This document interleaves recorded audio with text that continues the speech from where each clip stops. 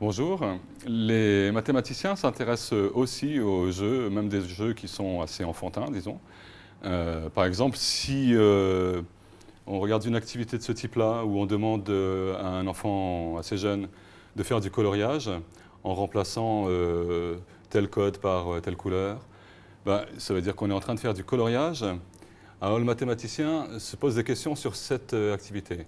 Par exemple, ici on a des zones qui sont bien séparés sur le dessin et qui pourtant sont indiqués avec le code numéro 5. Ça veut dire qu'on demande aux gamins de colorier deux zones, une troisième ici, avec la même couleur. Et finalement, les traits qui sont situés ici sur le dessin de départ vont finalement disparaître quand on regardera le dessin final. Ça veut dire que normalement, avec le coloriage, on aurait dû faire apparaître un dessin. Là, il faut reconnaître que tout le monde voit ce qui va apparaître.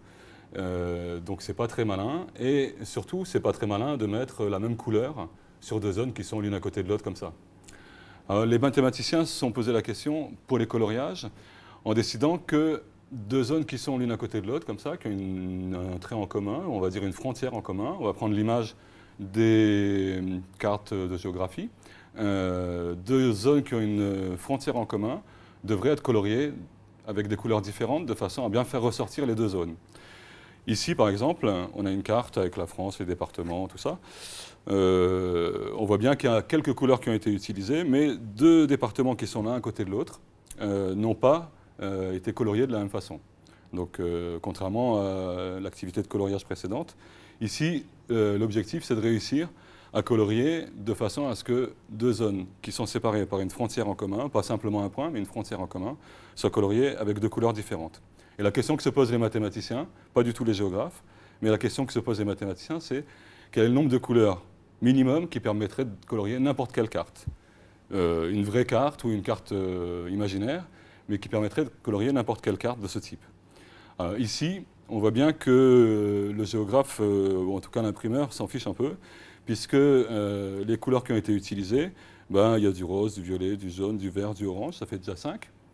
Puis en plus, la mer est évidemment typiquement coloriée en bleu, ça fait une sixième couleur. Donc avec 6 couleurs, on a colorié ici tous les départements, en respectant la règle quand même des mathématiciens, c'est-à-dire s'il y a une frontière en commun, les deux départements n'ont pas la même couleur. Alors la question se pose donc de savoir quel est le nombre minimum de couleurs. Est-ce que c'est 6 ou est-ce qu'on aurait pu faire avec un peu moins? Est-ce qu'on aurait pu se contenter de 5 couleurs, ou 4 couleurs, ou 3 couleurs, ou 2 couleurs? Bon, une seule couleur, c'est clair que ça ne marchera pas. Mais quel est le nombre minimum de couleurs qu'on puisse utiliser? Donc ça, c'est la première question sur une carte comme ça, disons plane, avec des régions qui sont bien délimitées, et étant entendu que une région qui serait coupée en deux morceaux, un département qui serait coupé en deux morceaux, la France qui est coupée en deux morceaux, France et Corse, même si elle est mal placée, de toute façon, ça fait deux régions différentes, hein. Il faut qu'un morceau soit d'un seul tenant.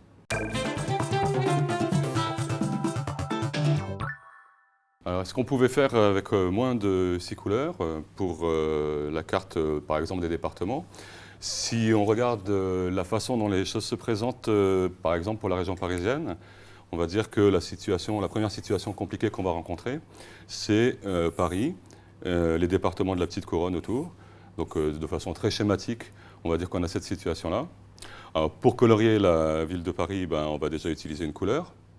Ensuite, on a un département ici qui est en contact, qui a un bord en contact avec la ville de Paris, donc j'ai besoin d'une deuxième couleur. Ensuite, un troisième département ici, Paris, un deuxième, mais celui-là, il est en contact avec les deux. Ici Paris, ici le deuxième département. Donc pour le troisième département, j'ai besoin d'une troisième couleur. Et puis pour le quatrième département, je suis en contact avec la ville de Paris ici, je suis en contact avec le premier, avec le deuxième. Donc finalement, les trois précédents sont en contact avec lui, et j'ai besoin d'une quatrième couleur. Donc c'est clair que pour un dessin aussi simple que celui-là, on a besoin de 4 couleurs. Mais en fait, si on essaye sur l'ensemble des départements de la carte de France, on se rend compte qu'avec 4 couleurs, on peut faire.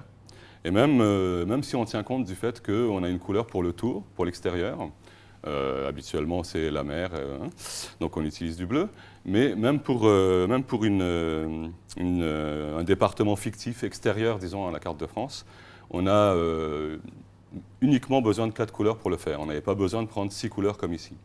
Ça, c'est ce qu'on peut voir sur l'écran ici. On prend la carte des départements et on y va tranquillement. On a du bleu tout autour.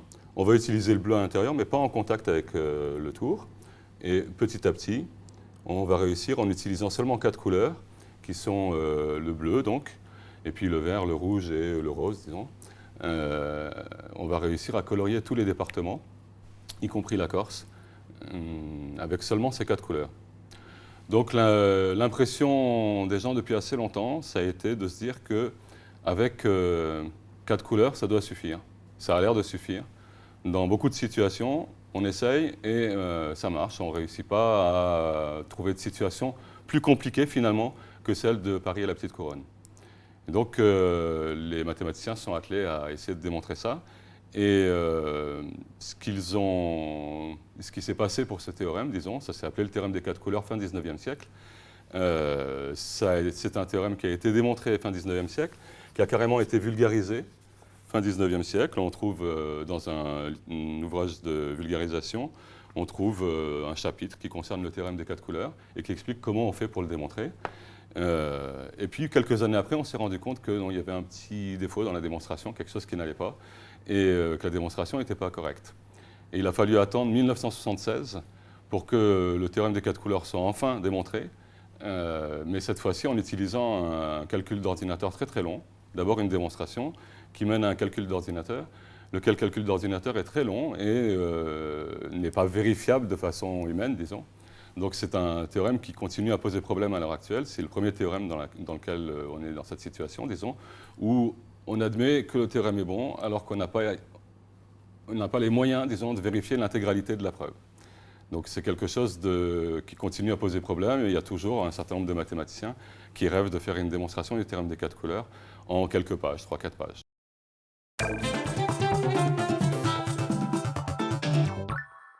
Un cube, ça a des faces, ça a 6 faces, des arêtes qui limitent les faces. Donc on peut jouer à la même chose, essayer de colorier les faces. Ici on a un cube qui est colorié avec 6 couleurs. Donc il y a une couleur pour une face. La question c'est de savoir de quelle façon, de combien de façons on pouvait colorier ce cube en utilisant ces 6 couleurs. Donc on a du noir, du blanc, du rouge, du vert, du bleu et du jaune. Ça nous fait nos 6 couleurs. Et avec ces 6 couleurs, comment est-ce qu'on peut colorier le cube? Une couleur par face.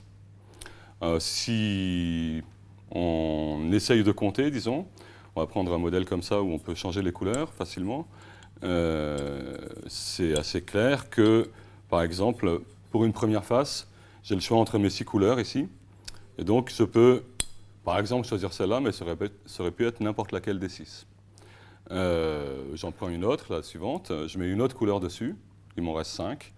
Donc, par exemple, celle-là. Mais déjà, j'avais 6 choix ici. Pour chacun de ces choix, j'ai à nouveau 5 choix ici.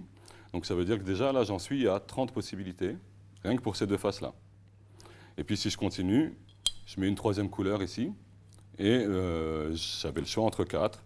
Donc, bon, j'en suis à 6, fois 5, fois 4, fois 3, fois 2 et fois 1 sur le nombre de façons de colorier mon cube.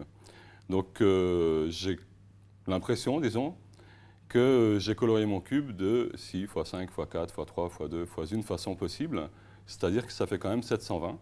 C'est quand même beaucoup. Et la question c'est, est-ce que c'est vraiment ça, le résultat? Alors, il suffit de regarder ce que je suis en train de faire là pour se rendre compte que non. C'est-à-dire que ici, dans cette position-là, le cube, il a une face en haut qui est blanche. Le même cube, colorié exactement de la même façon, sa face du haut est verte. Le même cube, sa face du haut est rouge. C'est-à-dire que ce cube-là, il est tout le temps colorié de la même façon, mais il apparaît de façon différente. On a l'impression qu'il a été colorié de façon différente dans la façon dont j'ai fait les calculs tout à l'heure. Donc ça ne va pas, c'est pas comme ça qu'il faut faire les calculs. Alors je reprends. Je dis a priori, sur le cube ici, j'ai 6 faces. Dans ces 6 faces, il y en a une qui va avoir une face noire. Par exemple, celle-là. Je ne sais pas trop où elle est. Je m'en fiche complètement. Je choisis de poser le cube de façon à ce que la face noire soit en bas. Maintenant, il me reste 5 couleurs. Alors, par exemple, j'ai du vert. Je vais décider de mettre une des 5 couleurs. Là, j'ai effectivement 5 choix possibles sur la face qui est en haut. Et maintenant, mon cube, il peut se positionner comme on veut. Il a toujours la face noire en bas et la face verte en haut. Donc, dans les 4 faces latérales ici qui restent, eh ben, je choisis, par exemple, de mettre la face blanche derrière. De toute façon, elle est quelque part. Et je décide de la mettre derrière. Il m'en reste 3 ici, et 3 couleurs pour ces 3 faces. Et là, effectivement, maintenant, mon cube, je ne peux plus le bouger, parce que si j'ai décidé que la face noire était en bas, la face verte en haut et la face blanche derrière, bah, je ne peux plus le bouger. Si je le tourne ici, il n'aura plus la face blanche derrière. Donc, il est fixe ici. Et pour ces 3 faces-là, j'ai 3 choix pour cette face ici, 3 choix pour celle-là, et 3 choix pour celle-là. Non, 3 choix pour cette face-là. Par exemple, je mets le jaune ici. Il ne m'en reste plus que 2 pour celle-là, et il ne m'en reste plus qu'une pour celle-là. Donc, j'ai 3 fois 2, et puis là, je n'ai plus le choix, 6 façons de colorier mes 3 faces ici. J'avais 5 choix possibles, donc j'ai que 30 façons de colorier le cube avec les 6 couleurs en question.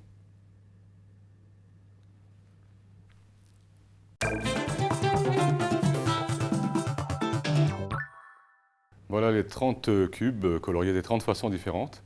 Ça fait beaucoup moins que ce qu'on avait calculé. On avait calculé au départ 720. C'est énorme. Et si on regarde le rapport entre les deux, 720, c'est 30 fois 24. Pourquoi on en a compté 24 fois trop? En fait, c'est qu'on a compté non pas les coloriages des cubes, mais des coloriages de patrons de cubes. Les patrons de cubes, c'est-à-dire, par exemple, un patron, c'est une façon de représenter le cube. C'est ça. Pour ce cube qui est colorié de cette façon-là, on va dire que, par exemple, je sais pas, j'ai une face bleue ici. Je décide que c'est celle qui est ici. À ce moment-là, d'après le patron de cube, la suivante est là, la suivante là, la suivante là. Donc, je vais avoir un certain type de coloriage pour ce patron en ayant démarré avec la face bleue ici. Maintenant, si au lieu de démarrer avec la face bleue, je démarre par exemple en mettant la face rouge, bah, c'est plus bleu, c'est rouge. Et ici, c'est pareil, ça va continuer. Je vais continuer à tourner et à faire succéder les couleurs. Et pareil, à gauche et à droite. Donc, j'ai comme ça plusieurs façons de colorier mon patron avec la même façon de colorier le cube lui-même. Et donc, en fait, si on faisait le compte, on trouverait qu'il y a 24 façons de colorier ce patron pour un cube donné. Et donc, comme il y a 30 coloriages possibles, on récupère les 720 qu'on avait comptabilisés au départ.